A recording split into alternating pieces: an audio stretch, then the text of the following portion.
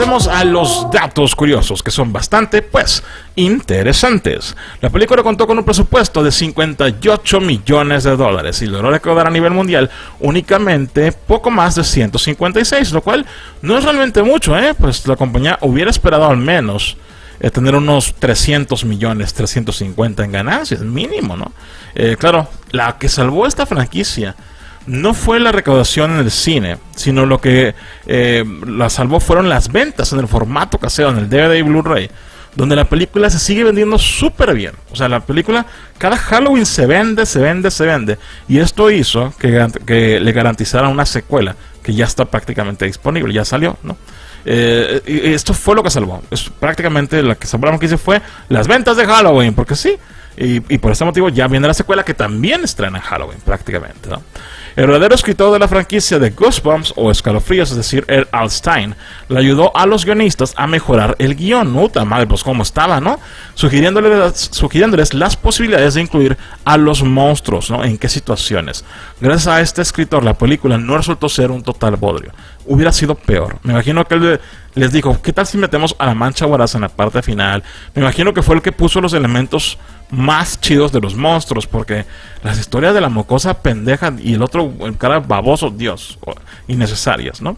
Originalmente Tim Burton iba a producir la película desde el año de 1998, pero debido a que se retrasó infinidad de veces, terminó abandonando el proyecto. Sí, de hecho esta película estuvo en el limbo muchísimos años. Si lo hubiera hecho Tim Burton, no mames, qué chingonería hubiera hecho. Lamentablemente nunca pasó. En la película, el personaje de Mr. Stein menciona que él ha vendido más libros que Stephen King. Curiosamente, esto es verdad. King ha vendido solamente 350 millones de copias de sus libros, mientras que R.L. Stein ya más de 400 millones. Y de hecho acaba de anunciar hace un par de días que va a hacer 6 nuevos libros más. Entonces le va a sumar aún muchas más ventas y los libros se venden súper bien. De hecho están bastante cool. Si nunca los han leído, denles una leída. El del muñequito es el mejor libro. Está genial. Y ahí viene y ya tiene una secuela, ¿no? Y bueno, los únicos personajes que tienen diálogos en la película son Slappy y el chico invisible. De hecho, ambos son interpretados por Jack Black. Esto claro en inglés. Y en el doblaje tienen otras voces, pero en inglés fueron hechos por Jack Black y son los únicos que hablan de los personajes, de los monstruos en este caso, ¿no? Y Slappy es simplemente genial. El gran problema de adaptar las historias de Escalofríos a la gran pantalla es que había demasiados libros para poder adaptar, por lo cual se les ocurrió crear una historia totalmente nueva en donde todos estos pudieran aparecer en vez de adaptar un solo libro. Es que sí, originalmente la idea era hacer una película por libro, lo cual hubiera estado súper chingón, no me quejo, pero sí iba a ser como no ibas a abarcar tanto espacio y pudiera fracasar. Entonces les ocurrió mezclar todos, lo cual es una buena idea, pero no lo hicieron muy bien. Les lo hicieron con las nalgas, ¿no? En los 90 se contrató a George A. Romero para que adaptara la serie de los libros de la franquicia a una sola película. El guión fue realizado, pero la película era muy oscura y complicada, por lo cual nunca llegó a realizarse. Imagínense eso. Me gustaría verla. ¿Dónde está el guión? Quisiera leerlo, estaría muy chingón, porque es que George A. Romero, imagínense adaptando a todos estos personajes dentro de una misma película, con su tono de terror, no me jodas, hubiera estado perrísimo. ¿Dónde está esa? Hay que hacerla. Bueno, el subnombre falso de Mr. Shivers, o señor Shivers más bien, que utiliza el personaje de R.L. Stein en esta película, es una referencia a unos libros que eran copias descaradas a los de Escalofríos y eran publicados por la compañía Shivers, ¿no?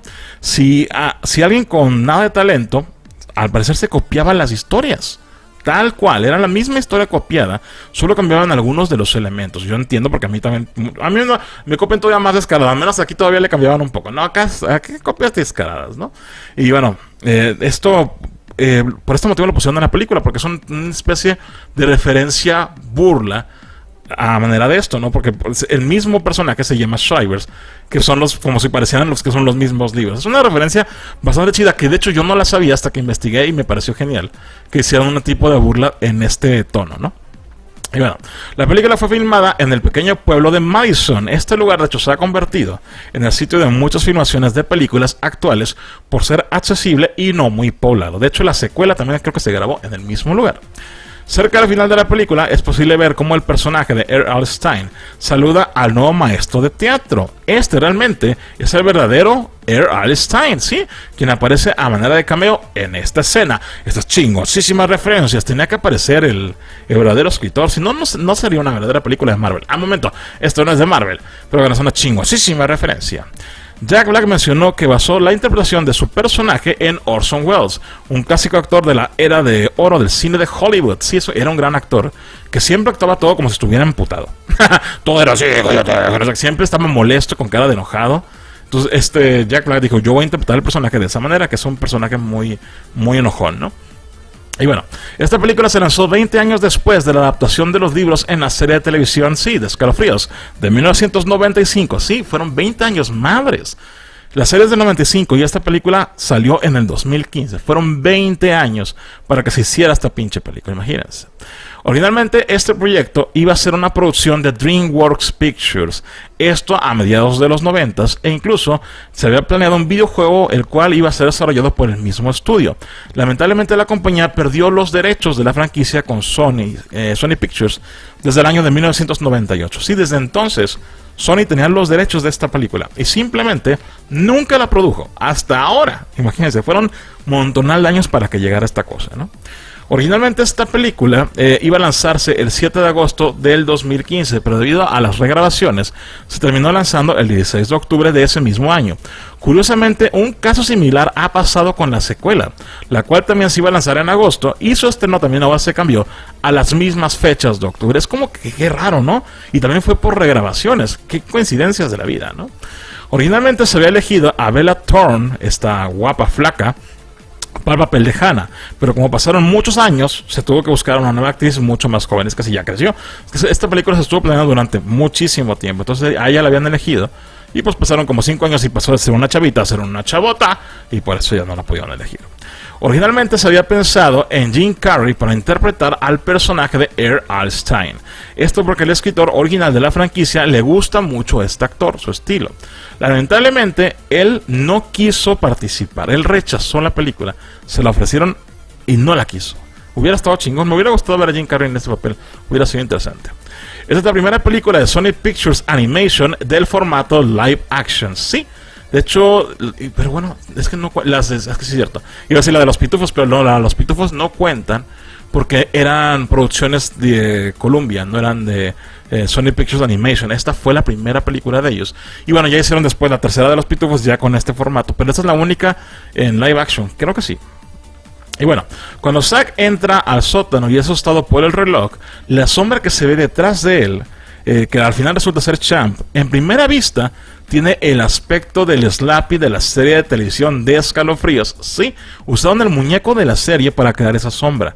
Y en ese punto, los que son fanáticos de la serie creían que iba a aparecer Slappy en ese punto, que hubiera estado muy chingón y hubiera sido una película totalmente diferente. Pero no fue así. Pero es una bonita referencia, ¿no? Hannah es un personaje de los libros de Escalofríos. Proviene del llamado Hannah de Fairchild del libro de The Ghost Next Door, o el fantasma de la siguiente puerta.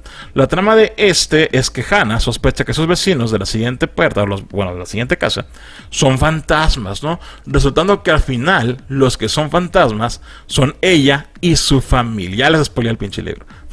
Que está chingando el libro. Pero bueno, es chistoso que este personaje se haya adaptado en esta película, tomando el personaje del libro y lo adaptaron a la historia. Eso sí es una buena idea. Lo que me castra es que tenga tanta historia de amor. Pero bueno, la idea no era mala, adaptar al personaje, ¿no?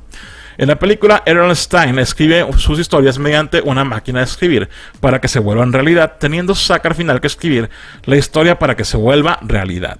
Esto pasó muy parecido en uno de los libros de la franquicia, el llamado The Blob That Ate Everyone, o La Mancha Voraz que se come a todos, en donde el personaje de Saki tiene una máquina de escribir la cual vuelve realidad las historias de terror que escribe. Entonces, no mames, se robaron todas las ideas de los libros para crear esta película.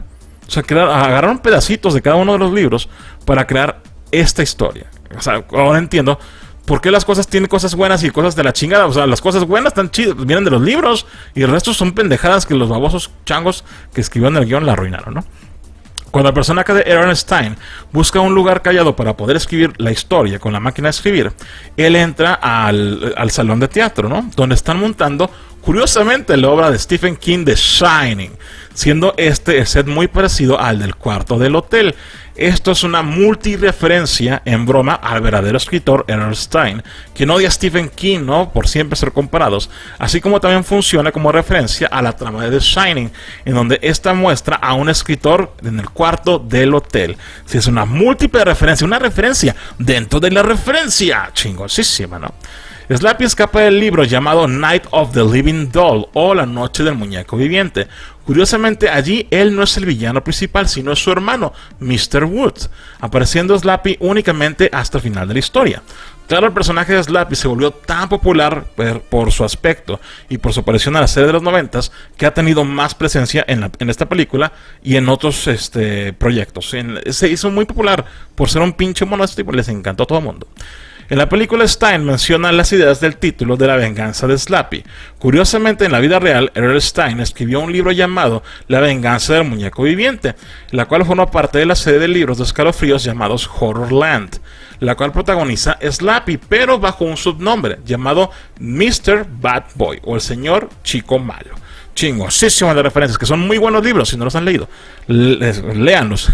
Y la verdad deberían hacer una película de este puro mono. La verdad sí, es que Sony, por favor, una película del puro pinche Slappy. Pero bueno, la escena y el set de La Rueda de la Fortuna provienen de uno de los libros también de la franquicia, es decir, de Una Noche en Horrorland. Es decir, todas las partes chingonas de la película, o sea, la parte del set de la rueda y eso me gustaba. Dije, bueno, está muy buena idea. Pues no fue idea de uno pendejo de los escritores, viene del escritor de verdad. Ahora lo entiendo todo, pinche verdad.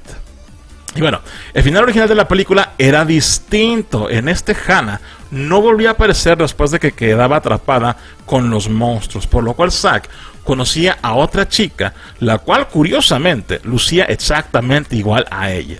Sin embargo, las audiencias de prueba, cuando vieron la película, se quejaron de esto, diciendo que era un final bastante decepcionante, mencionando que Hannah merecía haber regresado, por lo cual se le grabó un segmento para indicar que esa nueva chica que encontraba Zack realmente era la original Hannah, que es la que terminamos viendo. Y sí, de hecho, si ves la escena no cuadra mucho.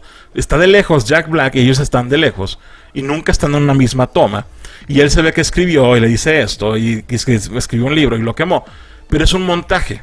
O sea, porque realmente no es que él haya escrito otro libro. Realmente Zack encontraba a una chica que se parecía a Hannah y no era Hannah. Por eso ves el aspecto de la chava al final y no es el mismo que tenía antes, porque no se supone que era el mismo personaje.